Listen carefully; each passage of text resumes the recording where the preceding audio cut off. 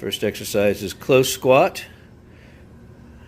We're trying to stay 70% on our heels, 30% on our toes, and keep our knees over our ankles as best as we can as we push the hips back with the back flat and rising up only to a flex point of the legs and not to where we rest onto the spine.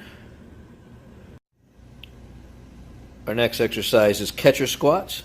Our heels are close together, our toes are pointed out. All the weight is pressuring on the inside big toe or ball of the foot, working on the muscle just on the inside above the knee. We're going all the way down and only halfway up, so we keep tension on it the entire time. Our next exercise is a bent row. If you do with bar or dumbbells, it doesn't make a difference, but we're going to start with the knees slightly bent, hips are back. We're going to shrug the shoulders up and around and back, keeping that back arched. Chin is up, so we keep that arc in our back, and from there we're going to push the hips back and go down as far as we can to parallel while maintaining that position and keeping the arms slightly bent. From there we're going to exhale and bring the level of the dumbbells or bar up to where the navel would be. So your hands are going back towards the hips as you go up, pinching your shoulder blades together around your expanded rib cage so that the lats do all the contraction and the arms don't get involved.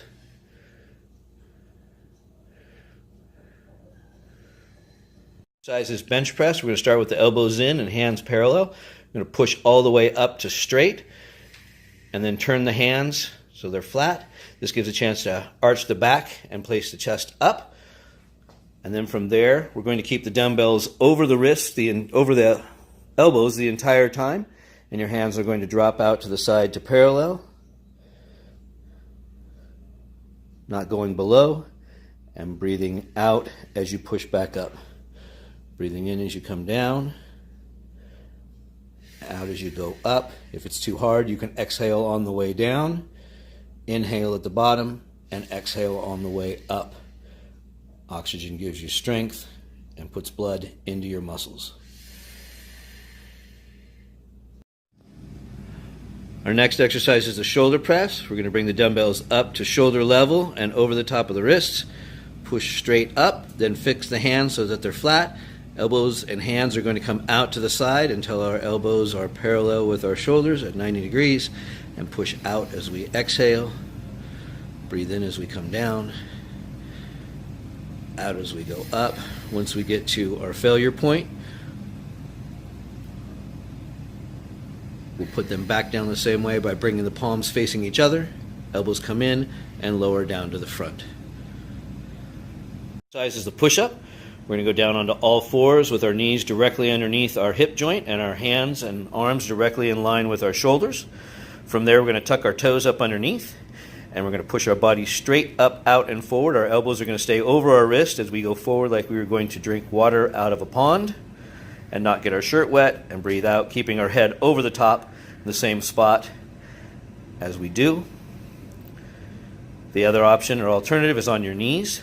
Body's in the exact same position. You're going to lean forward like you're drinking out of that pond. Elbows are close to the body and over the top of the wrist the whole time.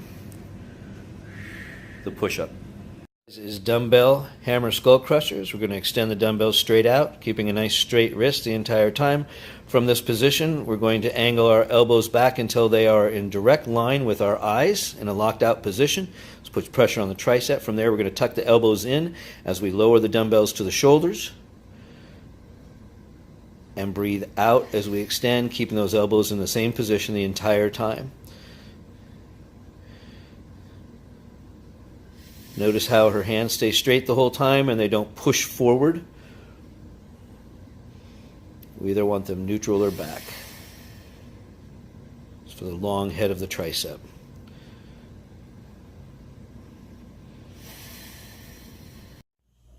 Our next exercise is a wide dumbbell curl. Sitting on a bench or standing. You could use a bar if standing, but dumbbells are fine. We're going to come from straight arm position, keeping the arms tight to the side as we come up and make a W for wide, working the inside head of the bicep, Keeping the wrist straight so that there's tension on that pinky to work that inside head of the bicep. Exhaling as we come out, all the way to a full contraction, but not to a rest point. We're trying to get to the hardest portion of the movement at the top and not the easiest. And down for a good elongation at the bottom. Our next exercise is lying knee raises for the lower and mid abs. We're going to keep the hands behind the head, supporting the neck with the chin up as we raise our shoulder blades up and off. We're going to hold those there. They won't move from there. From there, we're going to bring the knees to 90 degrees, and toes are backing in towards us. Take a deep breath and exhale as we contract the lower abs, slowly pulling our tailbone up off the pad or the floor, wherever you may be. And again, tucking those feet in nice and tight to your legs as you come up.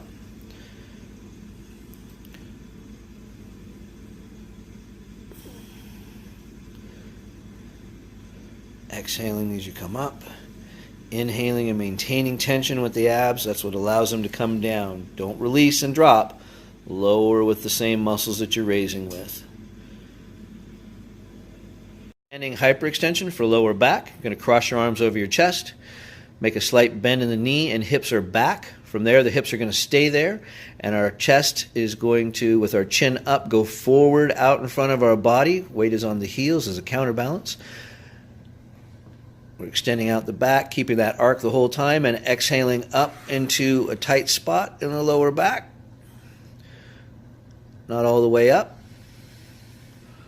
and not all the way down. Just parallel. We're adding tension to it, trapping blood in there, and then we're forcing more blood into it to contract a tightness at the top with our chest. Should be out in front of our toes at the top of the movement, maintaining tension the entire time.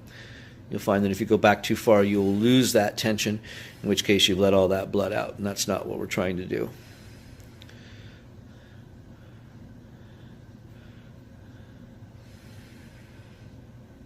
You could also add a weight in the hands later on down the road if it gets too easy.